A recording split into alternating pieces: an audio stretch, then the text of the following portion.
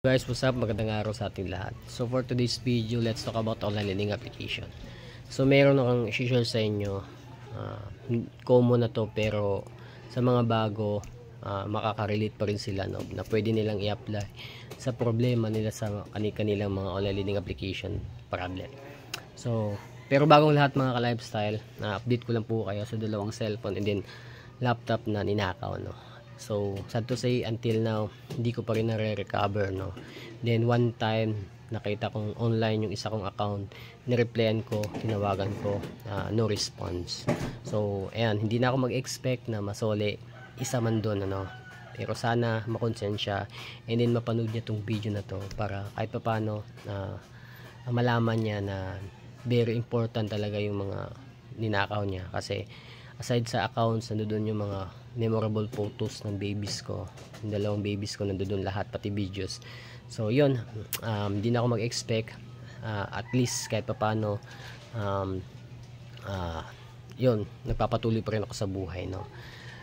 Sad to say lang talaga, kasi yung tatlong gadgets na yon is pinag-ipunan natin ng husto, dugot pawis yung ipinundar ko doon para mabili yung tatlong bagay na yon na mahalaga talaga sa akin ng tilaw. So yun, let's move on. So yun mga ka-lifestyle, until now napakaraming mga question, especially yung mga online lending application na meron ng cease and desist order, nag-shutdown na, ang daming complaint, and bakit nandoon pa rin sa Play Store, especially itong Wayloan, ano. So alam naman natin matagal na ito nag-shutdown. So bakit nga ba? So anyways mga ka-lifestyle, kahit lahat ng mga OLA is nandoon pa, is nasa sa inyo pa rin yan, no, kung babayaran nyo or hindi. So para sa akin personally, para sa akin, if halimbawa yung Wayloan, meron akong Wayloan, hindi ko nababayaran yan kasi hindi ko alam kung saan mapupunta yung pera ko kasi matagal na itong shutdown, di ba? So again, nasa sa inyo pa rin yung huling decision. And then isa pa, no, ewan ko kung yung totoo pa bang may-ari yung nag-ooperate nito, kasi meron na silang cease and desist order, mag-ooperate pa rin sila. So hindi natin sure, hindi natin alam kung saan mapupunta yung ibabayad natin, ano. So again, sa lahat po ng mga may problema sa online lending application, na especially yung mga OLA na nasa list of cease of desist order, shutdown, read na, think twice, no, kung paano i-handle yung problema nyo. And then huwag kayong padadala sa mga text messages nila, tawag, dahil again, yung decision is nasa sa inyo pa rin. Kung hindi nyo na talaga kaya, mag-change SIM card kayo. And then isa pa, singit ko na rin tong tumutunog na sa iOS na OLA, no, itong si Peso Flash. Sobra 2 to 3 days pa lang bago ka mag-due, tawag na ng tawag, magpaparemind. Then one thing, no, itong isang kliyente nila nagbayad ng maaga pero hindi naka-reloan. So ito nga yung sinasabi ko sa inyo, no, huwag kayo basta-basta magtitiwala sa kanila. Actually, pang-apat niya na, dapat pang-apat niya nang makaka-reloan siya. Pero sad to say, ayun, nangutang siya ng ipambabayad but hindi siya naka-reloan, disapprove. Nakalagay lang doon, sold out, no, order sold out. So wala tayong magagawa. Yan yung sinasabi ko sa inyo, no, huwag kayo basta-basta magtitiwala. Okay lang kung pangalawang reloan lang kasi maliit lang naman yung ibabayad nyo sa first loan, di ba? Ito pang-apat, so medyo malaki na.